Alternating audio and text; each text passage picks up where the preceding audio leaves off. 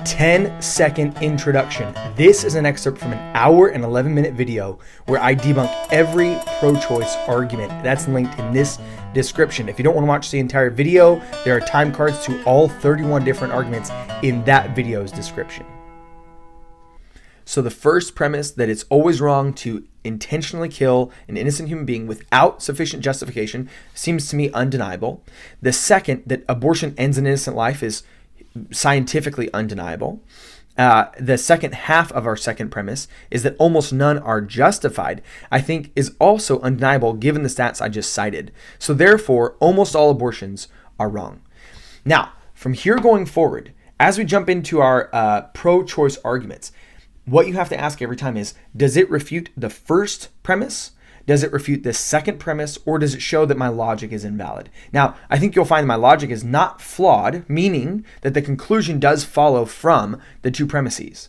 Therefore, the only hope that these pro-choice arguments, the 31 that we're going through, the only hope they have of refuting the case I just put forward is that they would somehow disprove my first premise or my second premise. So with that being said, let's jump right in. The first category is the utter nonsense category. The first one up, the worst argument that you hear frequently is, it's just a clump of cells. Now, what is this argument attempting to do? It's attempting to disprove my second premise, that abortion ends an innocent human life. Now, instead of it being an argument that actually disproves my second premise, rather what it does is it provides a fact that supports my second premise. Remember that one of the qualifications for life is that it is made up of cells. So calling the baby a clump of cells is just to simply say it meets at least one of the qualifications for life.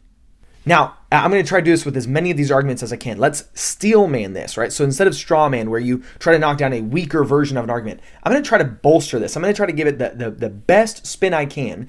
To steel man the just a clump of cells argument, people typically will go something like, well, so is your appendix. You know, your appendix is just a clump of cells and it's alive. So therefore we can remove that. We can remove a fetus. But this is simply to confuse an organ with an organism. An organ is a group of tissues that form a specific structure that perform a certain task. An organism is a form of life. Your appendix is an organ. It's not a form of life, but the fetus is. Nonsense argument number 2.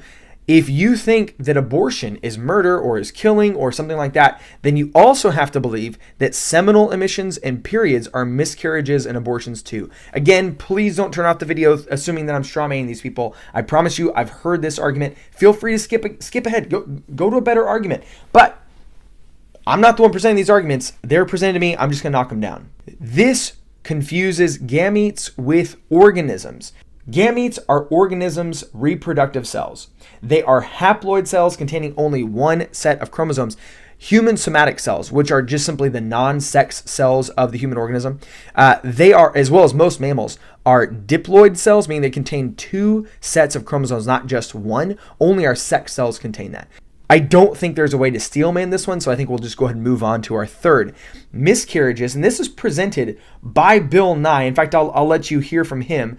He suggests that if you think that abortion is killing, then that means that miscarriages would result in somebody being punishable. Check it out. Eggs get fertilized, and by that I mean sperm get accepted by ova a lot. But that's not all you need. You have to attach to the uterine wall, the inside of a womb, a woman's womb. But if you're going to hold that as a standard, that is to say, if you're going to say when an egg is fertilized, it's therefore has the same rights as an individual, then whom are you going to sue? Whom are you going to imprison? Every woman who's had a fertilized egg pass through her? Every guy whose sperm has fertilized an egg and then it didn't become a human? Have all these people failed you? So I hope that served as a friendly reminder that Bill Nye should not be respected by literally anybody as an authority on literally anything. Here he is confusing accidental or natural death with intentional killing. I'm going to go ahead and just show you, I think the third top comment. I think he expresses the sentiment best. Who are you going to imprison? Every woman who had a fertilized egg pass through her? Great point, Bill. We should decriminalize murder because sometimes people die on accident. How could we possibly consistently punish intentional homicide when people die by accident all the time? Bill Nye's a fool. Moving on.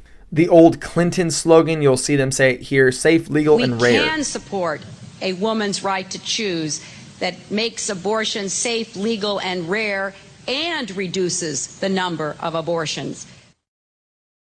As everyone has pointed out, this is a self-contradiction. If it's true, then it is false. What do I mean? If it should be rare, that implies there's something wrong with it. But what is that wrong thing? That leads us back to my argument that it is the intentional killing of the innocent.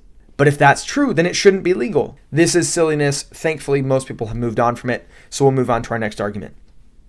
I hear this presented frequently. It's not like somebody just flippantly has an abortion. It's always a hard decision for the woman. And my question is, what is this supposed to prove? What is try to form that into a syllogism. That syllogism might go something like, if a decision is really hard for somebody, then even morally impermissible choices become okay. Premise 2, abortion is one of those hard decisions. Premise 3, therefore it's okay. This is as well self-refuting like the safe, legal, and rare. If it's a hard decision, why? Why is it a hard decision? It's usually not a hard decision for people to use contraception. It's not a giant moral quandary for most people. In fact, most people who get abortions don't feel that same moral quandary about contraception. So why do they feel a moral difficulty with this one? It's because, as the feeling implies, there's something wrong about this. What is that wrong thing? It's that it's a living human being. Next one, if you are pro-life, then you can't be for the death penalty. Hopefully, when you hear that one, your eyes roll in the back of your head and you pass out from the stupidity. You know that there's a category error here. The goal is simply to show that there's an inconsistency in the pro-life ethic. Now, this wouldn't prove that it's okay to kill innocent people. It wouldn't prove that abortion does not kill an innocent human being. So it's only hoping to prove that there's an inconsistency in somebody who themselves is pro-life. So this would be an ad hominem fallacy, attacking the person instead of their argument. But if you go back to that fundamental moral axiom, I said it's always wrong to kill an innocent person without justification. Okay. Now, in the case of, say, the death penalty, they're not innocent and it's not without justification. And so it's perfectly fine for us to execute them underneath the authority of the state. Going back to the for everybody's absolute favorite response, reproductive rights, or it's her choice. Who are you to say? I honestly have never been able to make heads or tails of what reproductive rights actually were supposed to be. So I went ahead and looked up. Just give me a definition. Here's what it says. Reproductive rights is the ability to choose whether and when to have children. In recent years, policies affecting women's reproductive rights in the United States have substantially changed at both the federal and state levels. If anything, this might sort of attempt to refute the second premise that the baby isn't alive. But of course, again, scientifically, that's nonsense. At the time you are pregnant, reproduction, biologically speaking, this is not a talking point. This is just a scientific fact. If you're pregnant, reproduction has occurred. You have a child, and it is your responsibility to take care of that child. You had the right to choose when to have a child, but you now have one. Once you have a child, you can no longer choose to abandon them or to kill them or to do some other nefarious thing with them. It is now your responsibility to take care of them or see to it that someone else does. Now, let's go ahead and let's steel man this argument. This argument would work for those who are maybe being prohibited from accessing contraception.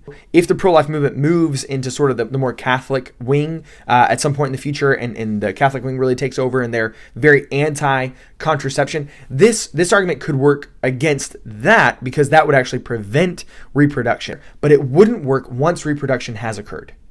Next, you see this in all the like quasi-medical websites. They'll refer to abortion as the removal of a pregnancy. The problem is that pregnancy is not something that you remove. Pregnancy is a condition of having a developing embryo or fetus in the body. It is a state of being pregnant. It's a state of being. You can't remove a state of being. You can remove an object that state of being refers to. So you could remove the embryo, you can remove the fetus, but you can't remove the state of being. Now, once you've removed the fetus, then you have ended the state of being pregnant. This is just a really desperate attempt to avoid having to say what abortion is, which is the removing of an innocent human from the place where he will develop or she will develop. That means that it is the intentional killing of an innocent human. I know this one may seem obscure, but I had it presented directly to me by a family friend. They said, I explained what abortion was and how the procedure went. And they said, but what if it wasn't so grotesque? What if it didn't involve, cutting up or starving them to death? The answer is simply this: killing is killing. It doesn't matter how pleasant it is. You can't get off of death row just by saying, but I stroked her hair as she died, right? Being nice to your victim doesn't make you less of a predator. I hear this one frequently on social media. Why do you even care? It doesn't actually affect you. Let's go back to our syllogism. It's a morally innocent person, and their life is being ended, scientifically speaking. Therefore, I'll introduce actually a new axiom here. If there is a system of governance that dehumanizes a classification of human, and it results in millions of them being killed, then moral humans should care about it and oppose it. Logically, it follows then that human beings who seek to be moral and wise and virtuous, they should care deeply about abortion and they should seek to end it. Next, very similarly, if you don't like an abortion, don't get an abortion. I don't think I actually have to refute this. I just have to restate it in its clear, unambiguous terminology. Abortion kills an innocent human. So if you don't like innocent human beings being killed, then don't do it. You wouldn't say that about any other form of killing. You're being inconsistent. This is evil.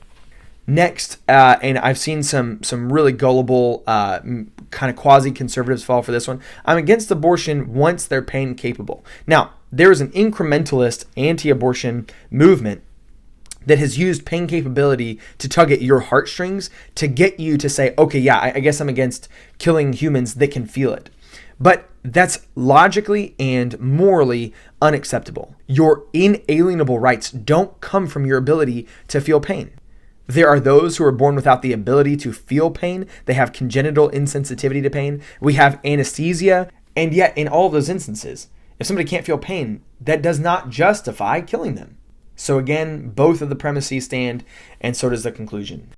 I'm Ryan Martin. This is Unsafe Media, where I help you respond with wisdom and virtue to the ideas and movements that are shaping our age. If you want to support this work, it's all listener supported. So if you want to support us one time, it's on Venmo or ongoing on Patreon.